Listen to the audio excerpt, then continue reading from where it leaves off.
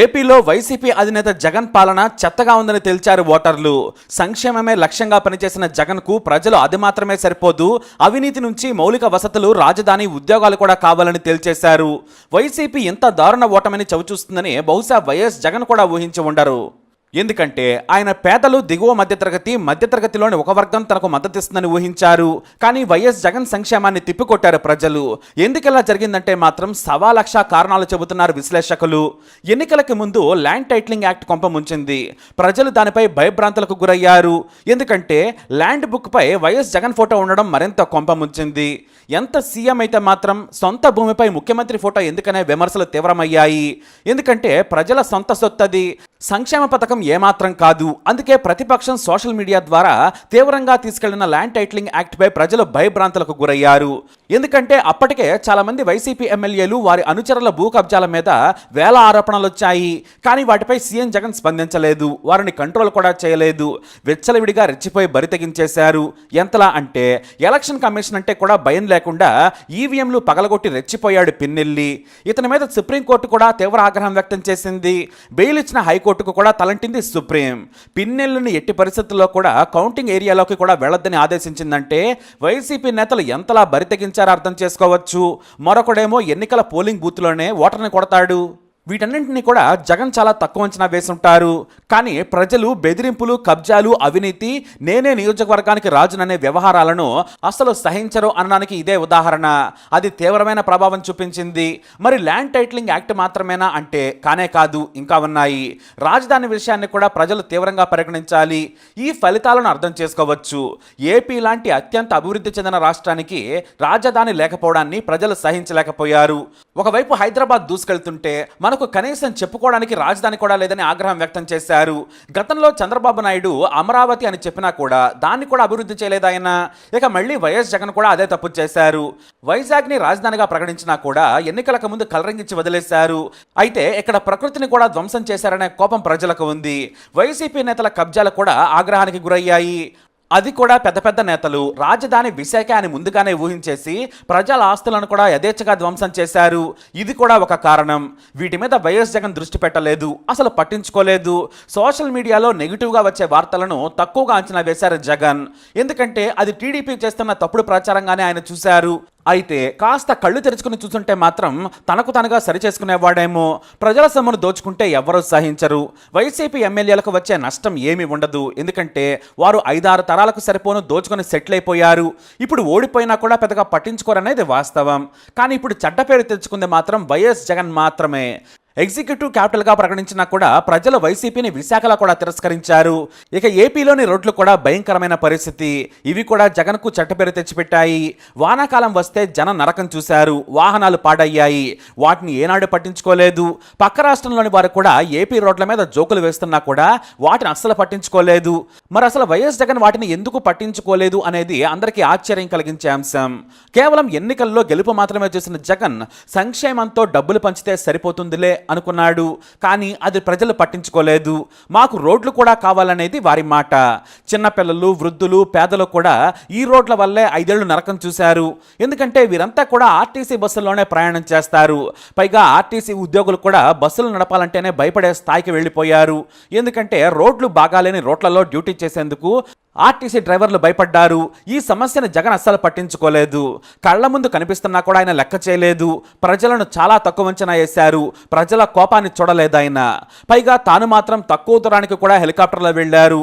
జనం సొమ్ముతో హెలికాప్టర్లో శరీరం కుదుపులకు లోనవ్వకుండా ప్రయాణం చేశారు జగన్. ప్రజలను కలవకుండా పరదాలు కట్టుకుని మరీ జగన్ వెళ్లారు. ఒక ప్రజానాయకుడు చేయాల్సిన పని ఇది కాదు. జనంలోకి వెళ్ళాలి, జనంలో తిరగాలి. అధికారంలో లేనప్పుడు ప్రజల దగ్గరకు వెళ్లి చెంపలు పట్టుకున్న జగన్ అధికారంలోకి రాగానే అమెరికా అధ్యక్షుడు వైట్ హౌస్లో ఉన్నట్లుగా తాడేపల్లి ప్యాలెస్లో సేద తీరారు ఆయన.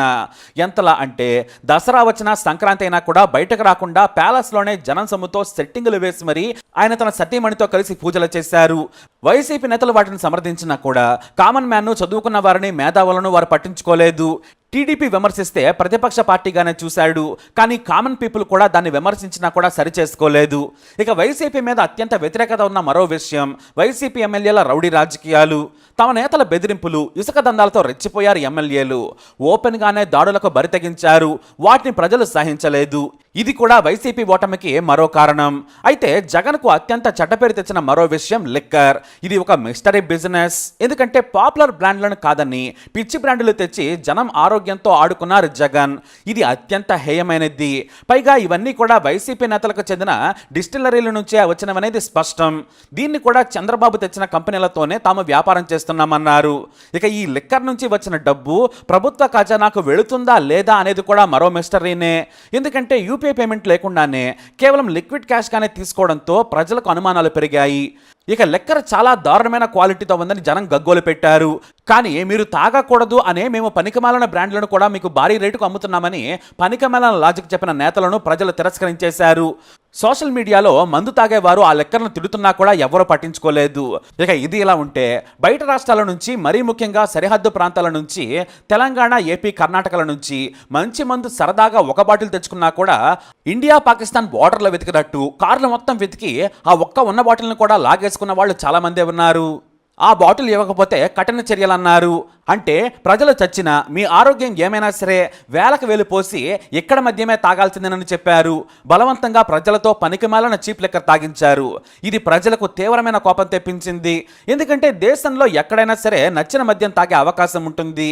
కానీ ఏపీలో మాత్రం వైసీపీ ఏకపక్ష తప్పుడు పద్ధతుల్లో తప్పుడు నిర్ణయం తీసుకొని ప్రజల ఆరోగ్యంతో ఆడుకుందనే కోపం కూడా తీవ్రమైంది.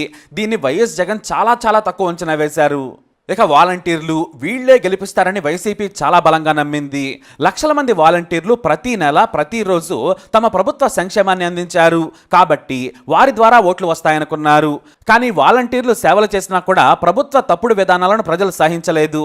పేదలు సైతం వైఎస్ జగన్కు ఓటు వేయలేదంటే మనం ఆయనపై ఉన్న కోపాన్ని అర్థం చేసుకోవచ్చు.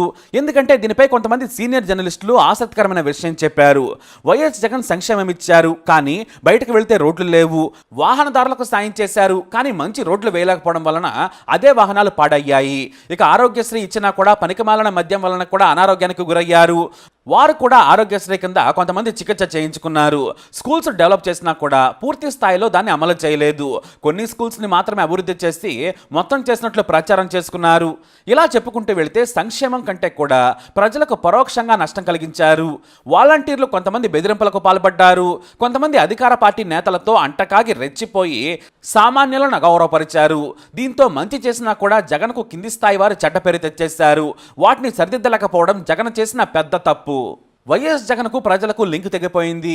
అందుకే దారుణ ఓటమికి గురయ్యారు అన్నంలో సందేహమే లేదు. గెలిచిన తర్వాత ఈ 5 ఏళ్లలో ఒక్కసారైనా కూడా జర్నలిస్టుల ప్రశ్నలను ఎదుర్కోలేదు. కనీసం జర్నలిస్టులతో మాట్లాడి ఉంటే ఆయనకు ఓ క్లారిటీ వచ్చుండేది.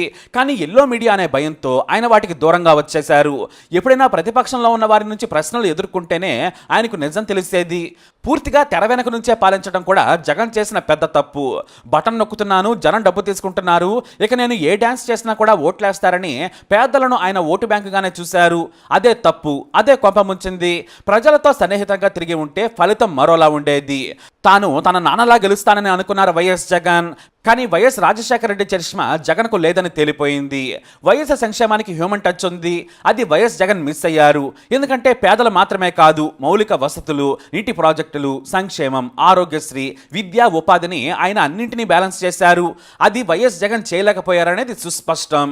ఇవి కాకుండా ఉపాధి, చదువుకున్న యువత హైదరాబాద్కు వెళ్ళడం తప్ప ఏపీలో కొత్తగా ఉద్యోగ అవకాశాలను ఎక్కడా సృష్టించలేదు. ఐటీలో ప్రపంచం దూసుకెళ్తుంటే ఏపీ అసలు సీన్లోనే లేదు. ఐటీ మినిస్టర్గా గుడివాడ అమర్నాథ్ను మంత్రిగా పెడితే ఆయన కమిడియన్ అయిపోయారు. కనీసం ఏం మాట్లాడుతున్నారో కూడా తెలియని పరిస్థితి. ఇక మంత్రులకు ఆయా శాఖల మీద పట్టు లేదు. కేవలం మీడియాలో బూతులు మాట్లాడటానికే పరిమితమైపోయారు. కొంతమంది మంత్రులైతే బూతులు తిట్టడానికి మాత్రమే ఉన్నట్లు రెచ్చిపోయారు. నేతలు కూడా బూతులు తిడుతూ ఏపీ స్థాయిని దిగజార్చేశారు. రోజా, కొడాలి నాని, పేది నాని, పెద్దిరెడ్డి వీరంతా కూడా స్థాయిని మరిచి మీడియాలో మాట్లాడిన మాటలు కూడా జనాలకు కంపరం కలిగించేస్తాయి. ఇక మరో లేడీ మంత్రికైతే పబ్లిసిటీ పిచ్చి. చివరిగా కర్ణుడికి కోటి శాపాలన్నట్లు జగన్ ఓటమికి శతకోటి కారణాలయ్యాయి. ప్రజలిచ్చిన గొప్ప అవకాశాన్ని చేజేతులా నాశనం చేసుకున్నారు జగన్. కానీ ఒకటి మాత్రం నిజం, జగన్ ఎప్పటికీ వైఎస్ కాలేరనేది నేటి ఎన్నికలతో తేలిపోయింది. మా నాయకుడు వైఎస్ను మించి చేశాడని కాకాలు బాకాలు ఊదారు. కేవలం జగన్ను ప్రసన్నం చేసుకోవడానికే ఆ డబ్బా మాటలు. కానీ వైఎస్ఆర్ వేరు, జగన్ వేరు అని తేలిపోయింది. ఇకనైనా జగన్ తన చుట్టూ ఉన్న భజన పనులను తొలగించుకుంటే మంచిది. ఇక ఊహాలోకం నుంచి ఈ లోకంలోకి రావాలి. ప్రజలతో సంబంధం లేకుంటే అంతే సంగతులు. వృద్ధాప్యంలో ఉన్నా కూడా చంద్రబాబు నాయుడు కసిగా చేసిన పోరాటం కూడా వైఎస్ జగన్ ఓటమిలో కీలక పాత్ర పోషించింది. బాబు వస్తే మంచి రాజధాని, ఉద్యోగాలు, నాణ్యమైన విద్యుత్తు, మంచి రోడ్లు వస్తాయనే ఆశతో ఉన్నారు ఏపీ ప్రజలు. బాబును బలంగా నమ్మారంతే. అయితే వైఎస్ జగన్ బాబులా గెలవాలంటే మాత్రం ఎంతో తపించి పోరాడితే తప్ప జరగదు. ఎంత తప్పులు సరిదిద్దుకున్నా కూడా బాబు ఫిగర్ని దాటం చాలా కష్టం. అది ఎన్నేళ్లు పడుతుందో ఎప్పుడవుతుందో కూడా చెప్పలేం. ప్రస్తుతానికైతే జగన్ ముందు ఉంది ఒక్కటే, ముందు తన తప్పులు తెలుసుకోవడం. మరి కర్ణుడికి కోటి శాపాలు అన్నట్లు జగన్ ఓటమికి కూడా శతకోటి కారణాలు. మీరే కారణం చెబుతారు. మీ అభిప్రాయాన్ని కమెంట్ ద్వారా తెలియజేయండి. ఈ వీడియో అప్డేట్స్ కోసం మై ఛానల్ ఫాలో అవ్వండి. అలాగే తప్పకుండా సబ్స్క్రైబ్ చేసుకోండి.